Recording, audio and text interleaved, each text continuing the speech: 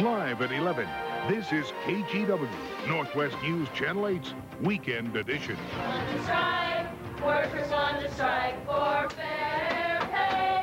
State workers prepare to walk off the job, and tonight it looks as though the strike will go on. People should not assume this is a three-day conflict. We are in this for the long haul. We'll do what it takes to get a decent settlement. But right now, negotiations continue behind closed doors, a sign of hope. Well, I've just spoken with the mediators, and they're still making some progress.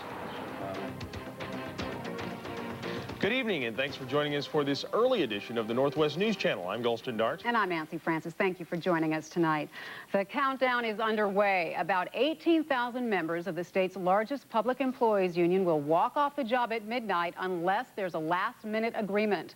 The News Channel's Kevin Roy has been following the negotiations. He's standing by live in Salem. Kevin? Well, Nancy, this truly is the 11th hour, and even at this late point, both sides still remain far apart on the central issue, which is, of course, money. Behind me, you see workers here at the Oregon State Hospital. They are preparing to go on strike and will be the first workers in the state to go on strike tonight. In fact, they're preparing for a candlelight vigil, which will begin in just a few minutes here. Going on strike because, again, today, negotiations have not produced what they wanted, more money. In fact, those negotiations are still going on as we speak, just a few blocks from here in Salem. So, in about 1 hour, at 12:01 a.m., it looks like the strike will begin.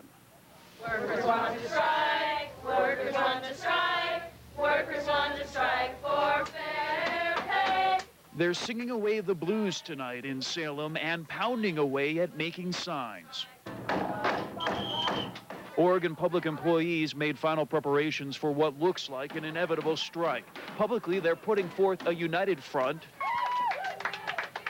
But behind closed doors, the long hours are beginning to produce some long faces. Last-minute negotiations began here at 1:30 this afternoon. At issue, the union's request for a 6.5% pay increase. They say it's necessary to offset Measure 8, which diverts 6% of their salaries toward pensions. The state has offered a 2% raise. After 5 hours of talks tonight, the state's chief mediator came out to say they are making some progress. I think the two sides are still fairly far apart, but they are going through this process, and as long as they keep making any progress, they'll keep on working. You guys made the right call. And then the pizzas arrived, a sign perhaps the talks could go late into the night. Even if the two sides are still at the table, at 12:01 a.m., a three-day general strike will begin. Workers at the Oregon State Hospital will be first to walk off, and tomorrow, Department of Motor Vehicle offices are likely to close, and there may be long lines at many other state offices. There is little question but that most Oregonians will feel some impact of a statewide strike. I also think that the people who are saying, don't worry, it won't matter, are hoping that it won't be important. So unless you have a specific type of business to do with the government, you need some information, you need some money, or you need a piece of paper that the government issues, you may not notice it except for the news. If you have to do business, yes, it could be very frustrating. Back out live now in Salem again, where workers at Oregon State Hospital are beginning a candlelight vigil in just a few moments and beginning to go on strike in about 1 hour. The very latest word we have from the Oregon Public Employees Union spokesman is that both sides have been talking about a lot of side issues today, but they still haven't gotten to the heart of the matter, which is pay. And so it does appear that after all these months of threats, indeed, the threats will become reality in about 1 hour from now. Nancy, back to you. All right. Thank you, Kevin. Governor John Kitzhaber had a few words to say about the public workers' strike threat. We spoke with him just before he gave a commencement speech at Lewis and Clark College today. We asked the governor how much money is available for negotiations.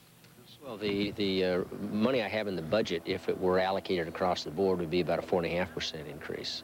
We're actually trying to target some of those monies to those groups that are, farthest below market. But again, I do believe that they have a legitimate grievance, and we're going to do the very best we can to find an equitable agreement. Governor Kitzhaber says he doesn't expect a strike to paralyze state government operations. That is, if the strike only lasts a couple of days. The man public workers love to hate is State Representative Bob Tiernan. Tiernan is outspoken about public employees. He thinks they're overpaid when compared to private workers. Over the weekend, union members rallied and sang a song about Tiernan, calling him a liar, small-minded, and mean. Tiernan shrugs off the criticism and says public workers don't know how good their jobs are. I think most employees in the public sector don't realize what a great deal they have. They don't understand what all these benefits cost. They really just don't realize it.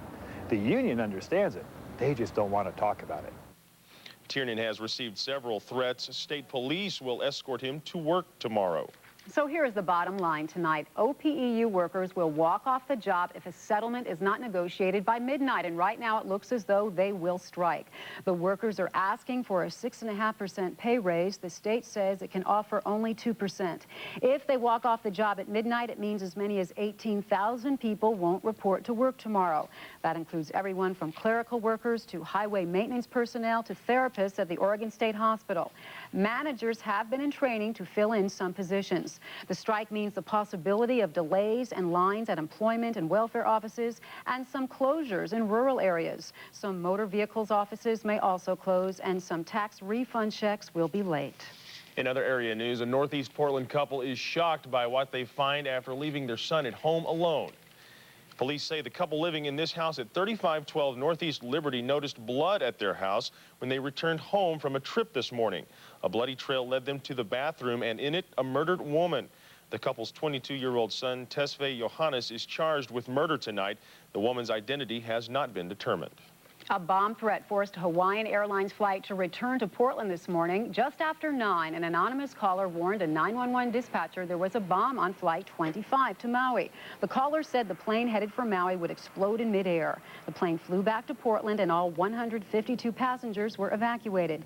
Then, specially trained dogs sniffed for explosives among the baggage but found nothing. The threat put one couple's honeymoon plans on hold.